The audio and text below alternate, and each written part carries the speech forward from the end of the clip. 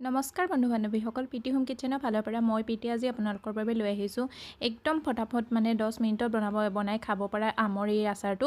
এই আচাৰটো যদি আপোনালোকে নাই খোৱা এবাৰ খাই চাবচোন, বহুতেই ধুনীয়া লাগে।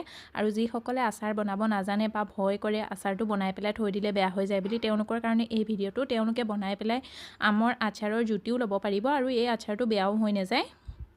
কেঁচা আমৰ এই আচাৰবিধ আপুনি বনাই পেলাই এমাহলৈকে ফ্ৰিজত থৈ পেলাই খাব পাৰে। বৰষুণৰ বতৰতো বনাব পাৰে। ইয়াৰ ৰ'দত দিয়া কৰা কোনো কথাই নাহে, কোনো কষ্টও নাহে। একে যেতিয়াই মন যায় তেতিয়াই বনাই পেলাই খাই ল'ব পাৰে। বা 2-3টা আম পালে সেই আমকেইটাই আপুনি আচাৰ বনাই খাই ল'ব পাৰে।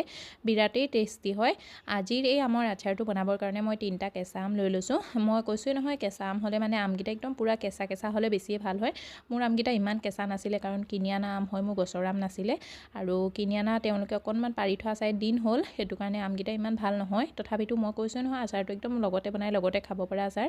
আৰু ময়ো বনাই পেলাই লগতে খাম। মোৰ এই আচাৰটো এসপ্তাহত শেষ হৈ যাব, এই 3টা আমৰ আচাৰ। আমৰ এই আচাৰবিধ বনাবৰ কাৰণে প্ৰথমতে আমকেইটা মই 1 ঘণ্টামান পানীত তিয়াই পেলাই থৈ দিছিলোঁ। যদি আপোনালোকে তিয়াই নথয় তেতিয়াহ'লে একদম ভালদৰে ঘঁহি ধুই ল'ব। কাৰণ আমকেইটা আমি আজি বাকলি সৈতে আচাৰ বনাম, আৰু আমৰ আচাৰ প্ৰায়ভাগ বাকলি সৈতে বনোৱা হয়। তাৰ কাৰণে আমকেইটা একদম ভালদৰে ধুই লোৱাটো বহুতেই জৰুৰী। আমত কেতিয়াবা বালি চালি বা কিবাকিবি লাগিও থাকিব পাৰে। আৰু আমকেইটা একদম ঘঁহি ধুই লোৱাৰ পিছত আমকেইটাৰ ওপৰ যোনটো ঠাইডাল লাগি থকা অংশটো হয় নহয়, সেইটো আমি কাটি পেলাই দিম। তাৰপিছত আমি আমকেইটা কাটি ল'ম। আমকেইটা কাটিবৰ কাৰণে মাজেদি দুফাল কৰিও আমকেইটা কাটিব পাৰে। যদি গুটিটো কোমল হয় দুফাল কৰি কাটি দিব, আৰু কাটি পেলাই গুটিৰ যোনটো অংশ হয় সেইটো ছাইড কৰি থৈ দিব। মই কৈছিলোঁ মোৰ আমকেইটা ইমান ভাল নহয়, আৰু দেখিছেনে, বেয়া অংশখিনি যদি বেয়া ওলাই নহয় তেতিয়াহ'লে এইখিনি পেলাই দিব। এইখিনি আচাৰত কামত নাহে। আৰু আমকেইটা যদি বেছি ভাল হয় নহয়, বেছি ধুনীয়াকৈ কেঁচা হয় নহয়, তেতিয়া এই আচাৰটো বেছিয়ে টেষ্টি হয়। পৰাপক্ষত আপোনালোকে চেষ্টা কৰিব একদম পূৰা তাজা আম ল'বৰ কাৰণে। গছৰ পৰা পাৰি অনা যোনটো আম হয় নহয়, কেঁচা আম, সেই আমটো দি এই আচাৰটো বহুত বেছি টেষ্টি হয়। কিন্তু মই এই আশাটো মনতে থাকি গ'ল। মই যিমানবাৰ আনিছোঁ সিমানবাৰ আমকেইটা মই এনেকুৱাই পাইছোঁ। আৰু এই চাওক, লাষ্টৰ যোনটো আম হয় নহয়, এই আমটো ধুনীয়া ওলাইছে মোৰ। এনেকুৱাই হ'ব লাগে আমৰ চাইজটো। এই আমটো একদম বহুত ধুনীয়া হয়। এইটো আমৰ এই আচাৰটো খাই বিৰাটেই টেষ্টি হয়। আৰু ইয়াত মোৰ আমখিনি কাটা হৈ গ'ল। এতিয়া মই আমখিনি একদম সৰু সৰুকৈ পিচ কৰি ল'ম। সৰু একদম মিহি দীঘলকৈ পিচ কৰি ল'ম। ইয়াৰ চাইজটো আপোনালোকে নিজৰ হিচাপ অনুসৰিও কৰিব পাৰে। আৰু আমৰ য'ত বেয়া অংশ থাকে নহয়, সেই বেয়াখিনি কাটি পেলাই দিব। কাৰণ আচাৰৰ কাৰণে, যিকোনো আচাৰৰ কাৰণে আপুনি যদি চাল বছৰ ধৰি সংৰক্ষণ কৰিব বিচাৰে নহয় আচাৰ, তেতিয়াও বেয়া আম থাকিলে আচাৰটো বেয়া হৈ যাব। তাৰ কাৰণে বেয়াখিনি যোনখিনি অকণমান দাগি থাকিলেও নহয়, সেইখিনিও কাটি পেলাই দিব। আৰু আমৰ এই আচাৰটো বনাবৰ কাৰণে আমৰ চাইজটো আপোনালোকে নিজৰ হিচাপ অনুসৰিও কাটিব পাৰে। সৰু টুকুৰাটো কাটিব পাৰে, কিন্তু মই দীঘলকৈ কাটিছোঁ অকণমান দেখিবলৈ ভাল লগাৰ কাৰণে। আৰু ইয়াত মই চেম প্ৰচেছতে গোটেই আমখিনি কাটি ল'লোঁ। আপোনালোকে এনেদৰে আম কাটিব বিচাৰিলে একেবাৰে সহজ পদ্ধতি, যদি একদম পূৰা বাৰীৰ পৰা ছিঙি অনা আম হয় নহয়, ফ্ৰেছ আম হয়, তেতিয়াহ'লে পিহনা এখনত কদ্দুকছ কৰিও ল'ব পাৰে। তেতিয়াও ইয়াৰ শ্বেপটো বহুত ধুনীয়া লাগে। যেনেকৈ আমি আম কুটি খাবৰ কাৰণে আম কাটো নহয়, ঠিক তেনেদৰে। ইয়াত মই আমখিনি এটা ডাঙৰ বাচনলৈ ট্ৰান্সফাৰ কৰি ল'লোঁ। আনফালে এটা কেৰাহীত মই 1 চামুচ হালধীয়া সৰিয়হটো এড কৰি দিছোঁ। আৰু 3 চামুচ মই চফ এড কৰি দিছোঁ, যোনটো গুৱামুৰি হয় সেই গুৱামুৰিটো এড কৰি দিছোঁ। আৰু লগতে আধা চামুচ মই মেথি গুটি এড কৰি দিছোঁ। এইখিনি মই এতিয়া অকণমান সময়ৰ কাৰণে ভাজি ল'ম। সৰিয়হকেইটা ফুটিবলৈ লাগে নহয়, সিমান দেৰিয়ে মই ভাজি ল'ম। বহুত বেছি ভাজিব নালাগে এইখিনি। ল' ফ্লেমত একেৰাহে লৰাই পেলাই 1 মিনিটমানৰ কাৰণে ভাজি ল'লেই হৈ যায়। আৰু ইয়াত আপোনালোকে দেখিছে সৰিয়হখিনি কিমান ধুনীয়াকৈ ফুটি গৈছে। আৰু যেতিয়া সৰিয়হখিনি ফুটি যায় নহয়, ফুটাৰ লগতে গেছৰ ফ্লেমটো অফ কৰি দিব।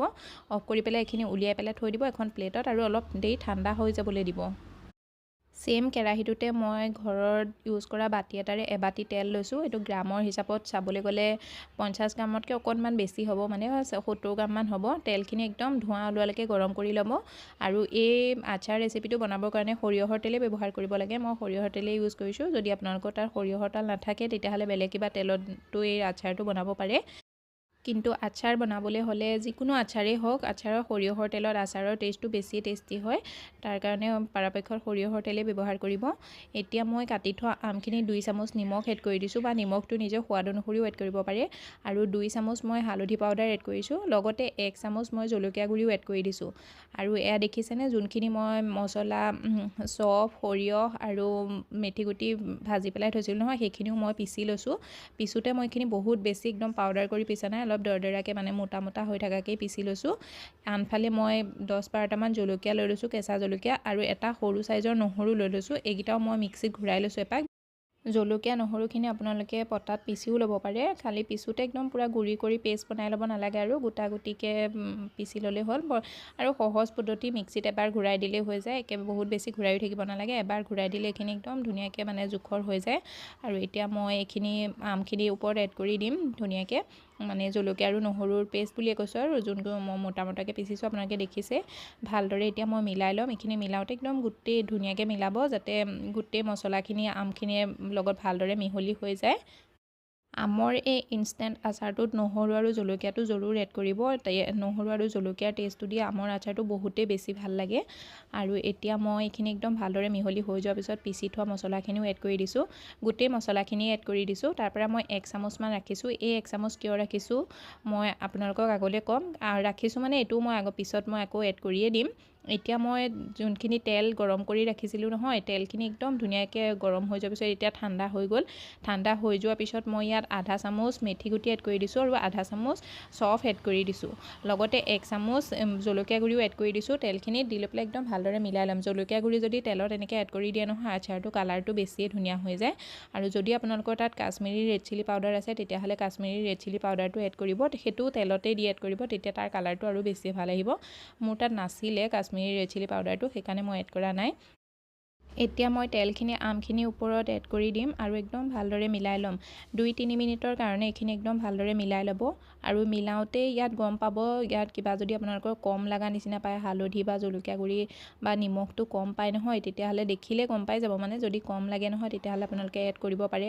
আৰু যদি কিবা কাৰণত তেল কমি যায় নহয়, তেলটো কমি গ'লেও তেলটো আপোনালোকে একদম ভালদৰে গৰম কৰি, ধোঁৱা ওলোৱালৈকে গৰম কৰি পেলাই একেবাৰে ঠাণ্ডা কৰি পেলাই এড কৰিব। যিকোনো আচাৰ বনালে আচাৰত কেতিয়াও গৰম তেল এড কৰিব নালাগে। এই আচাৰটো আমাৰ ৰেডি হৈ গ'ল, আপোনালোকে ছাৰ্ভ কৰিব পাৰে ভাতৰ লগত, ৰুটিৰ লগত বা টিফিনতো দি পঠাব পাৰে, বিৰাটেই টেষ্টি হয়। এই ৰেচিপিটো এবাৰ ঘৰত ট্ৰাই কৰি চাবচোন। যিসকলে একদম মানে বছৰ বছৰ ধৰি আচাৰ বনাই পেলাই ৰাখিবলৈ ভয় কৰে বেয়া হৈ যায় বুলি, তেওঁলোকে নতুন আমৰ আচাৰৰ জুতিও ল'ব পাৰিব, লগতে বনাই লগতে খাই শেষ কৰি দিব পাৰিব। বিৰাটেই ধুনীয়া হয় আৰু ভয়ো নাথাকে কোনো বেয়া হৈ যাব বুলি। আনফালে এয়া মই কৈছিলোঁ নহয়, মছলাখিনি 1 চামুচ মছলা ৰাখি থৈছিলোঁ, সেই মছলাখিনি আপোনালোকে যেতিয়া এই আচাৰটো টেমাত ভৰাব নহয়, তেতিয়া টেমাত ভৰোৱাৰ পিছত আচাৰত মছলাটো এড কৰি দিব।